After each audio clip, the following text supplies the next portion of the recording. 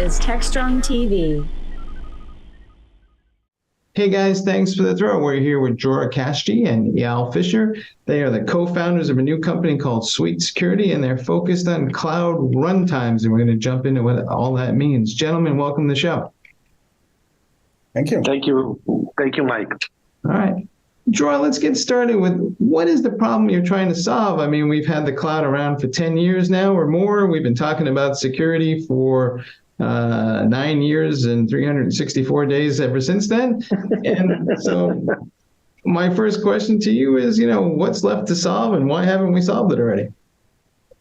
So look, there is a very good solution for the cloud, but there is just, I think, one main gap regards to detection and response in runtime on the cloud.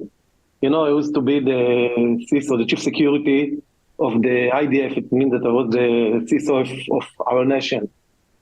And I had the responsibility to go to a huge program called Nimbus. And I look for a good tools to do the detection and response in runtime on the public cloud, and I couldn't find anything. Something in the shared responsibility between, the government or the people and the vendor, the public cloud vendor, that if someone will try to breach into the infrastructure, it's the cloud vendor responsible. If you don't put a good programmer, it's your responsibility. But the shared responsibility, if someone, and you must assume that someone will breach into your environment, I looked for good tools and I couldn't find anything. No good tools that doing the detection response on the runtime on the cloud. So this is my pain, my personal pain. And when I retired, I told myself that I must solve this problem, and I called my co-founder, tell him, let's do this. So, Eyal, how did we solve this problem? Because to Jorah's point, we have this shared responsibility model, and sometimes I feel if it's a shared responsibility, it means nobody's responsible for it. So how do we take control of this thing?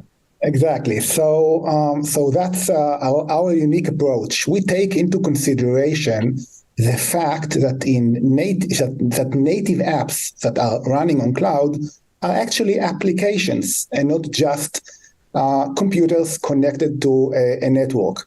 So we take that into consideration, and we built a solution built specifically for that scenario, cloud native apps.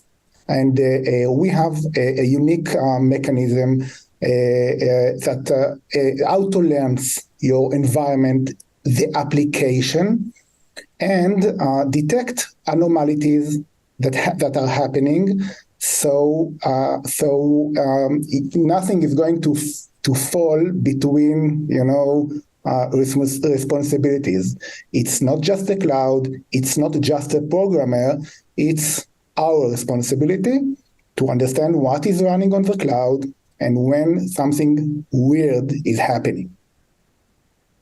So, Jorah, I think part of the issue that we've had all these years is we've tried to lift and shift an on-premise security model into the cloud, and it doesn't really work, and it takes a while for us to all figure that out. I'm not sure why, but it seems to be the case.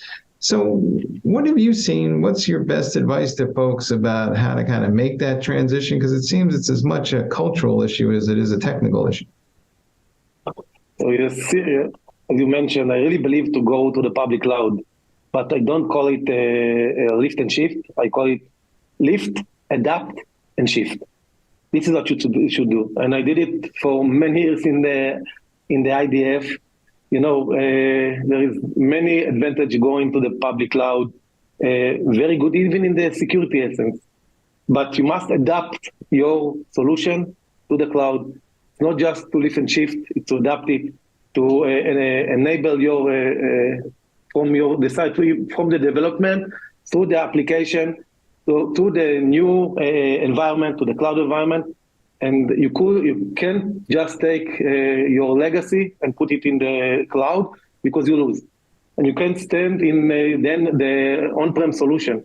You must take it, adapt it, and move it to the cloud.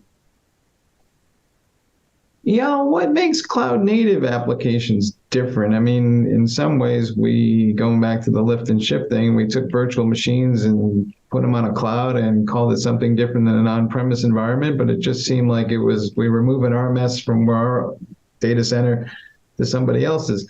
Cloud native apps or containers, Kubernetes, what makes that more challenging from a security perspective? So the main issue is that the attack surface is huge. I mean, you have now microservices. Each one can be an entry point to your environment. So it's a lot more complicated. When a server just moved to the cloud, at the end, it's the same server. You can protect it the same way you did. Now you have piece of software, many pieces, running in various places, connected to each other, connected to the world, running a library that you don't, I mean, the security team might not even be aware of the way everything works. So it's a lot more complicated environment to protect. And that's the main difference. Dror, how smart are the bad guys getting about all this stuff? I mean, are they targeting these applications more? Are they looking for Kubernetes and containers? Sometimes I talk to developers and they're like, my container's only going to run for a few seconds. What could happen? So a lot can come in a few seconds. First of all, the attackers became more smarter, and there is the supply chain attack that goes through into your container, and it will be always vulnerability in your code. Always, you must assume that it will be breached. So either it could be container or microservices. The attack surface is huge, and I believe, and I see it in my eyes. I saw it in my eyes that the attacker will be there. They change. It's not the same attack that it was in the endpoint and on-prem and the endpoint attack, because you don't need to do the lateral movement or other things. You just attack, breach into the container, and from there you can take everything you want. So I think it's different attack, different way of attack, but with a large, huge volume and a huge pace, but it will be attack. Yeah, well, I'm not sure everybody takes all this stuff seriously enough, because they're basically think that the worst thing that happens is there's some crypto jacking, somebody comes along and steals some CPU power, and some people even consider that a nuisance crime. But do we need to take this more seriously, and why? Yeah, we already have seen a few attacks that made a huge, quite a disaster for some organizations. Data can be leaked out of organizations easily, and if your production environment is on cloud, I mean, you will probably would like to make sure that it's going to continue working without any interruption. So if an attacker can cause you a downtime, for example, for your environment, that's a huge problem. So there are various ways in which attackers can actually harm organizations quite easily in cloud environments. Actually, it's going to be even more easy for them than they used to do it on-prem environment, when they need to harm many computers to as Tor said, to do the lateral movement, get to many endpoints, go to your servers, find the backups, and so on. Now you have production environment that can be down in no time. Dror, why don't the cloud service providers do more about this? I think a lot of developers assume that the cloud service providers are doing more than they are, and maybe someday they will, or is that not likely to happen just because they don't want to be responsible for this? First of all, I think that service providers are doing better, and they do the security job, but you always need to protect your environment. You can use some of these tools, but you must build an autonomous tools that is under your responsibility. And as a CISO, you couldn't just trust the service provider. You need something that you're under your responsibility to do it. So I think that there are good tools of this provider security tool.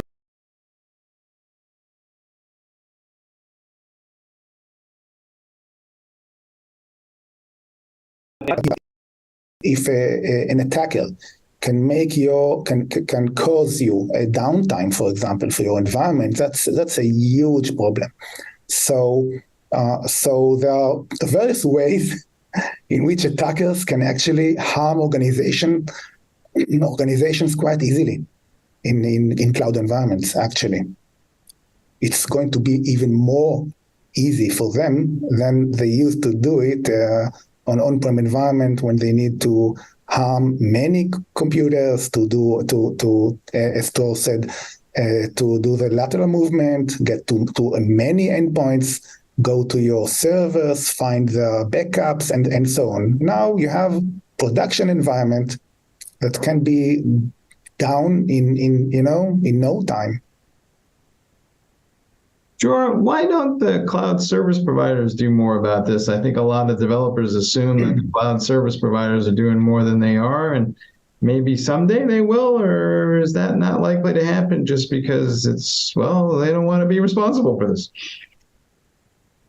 First of all, I think that service providers are doing better, and they do the security job, but you always need to protect your environment. You can use some of these tools, but you must build an autonomous tools that is under your responsibility. And as a CISO, you couldn't just trust the service provider. You need something that you're under your responsibility to do it. So I think that there are good tools of these provider security tools, but it's just a lack of the responsibility of you to use your tools in order to protect the environment. Yeah, and can't walk down the street without somebody leaping out to tell you about their great new AI thing. So my question to you is, at some point, is AI going to save us from ourselves here? So for AI to help us in cloud security, I think that first we need to do it ourselves, and AI is going to come just afterwards. Yet we can utilize AI technology even now in order to understand, for example, what should be the next step after we found everything that happened in a breach or an attack, recommendations for next steps, remediation and stuff like that can help because you have the history in order for the AI to learn from it, and then you get you might get good recommendations for next steps. So that's where I see AI come into that area. Dror, what's your best advice for folks, especially CISOs that are looking at all this stuff and they might not be conversant in cloud native, they might not even know what the cloud is per se, so how do they proceed down and have this conversation in a way that makes them credible? So first, I think that you must learn and adapt the new technology and always learn and adapt it. And second, from my perspective, I think that in order to make a good defense, you must have, I call it, a boots on the cloud. You can't just, go up and believe that everything will be in your logs, or believe that the service provider will give you the security. You must, I call it, have boots on the cloud in order to feel it, know everything that's going over there, and can detect and respond to the attackers. All right. Speaking of boots on the cloud, Eyal, what's that one thing you see customers and security teams doing that just makes you shake your head and go, folks, we need to be better than that? Yeah, so maybe the one thing that we see all the time is that SOC teams need to adapt as well. It's not just, the R&D that adapted to cloud nicely. And you need also your SOC team to get used to protect cloud environments, and usually it doesn't happen. So you have a very expensive SOC team protecting your not so important stuff in the organization, and that's quite a challenge, because you need to upgrade the knowledge, and you need to give them the tools. So that's what we are trying to do, to make sure that the SOC team will have the visibility to the cloud environment, and will get the important stuff that is needed in order to understand that you got breached and how to get out of it. So that's All right, folks, you heard it here. Cloud native security is a whole new ballgame. Don't bring your prejudices and biases to this whole area, because what you used to know probably doesn't apply. Gentlemen, thanks for being on the show. Thank you. Thank you. It was a pleasure. All right, and back to you guys in the studio.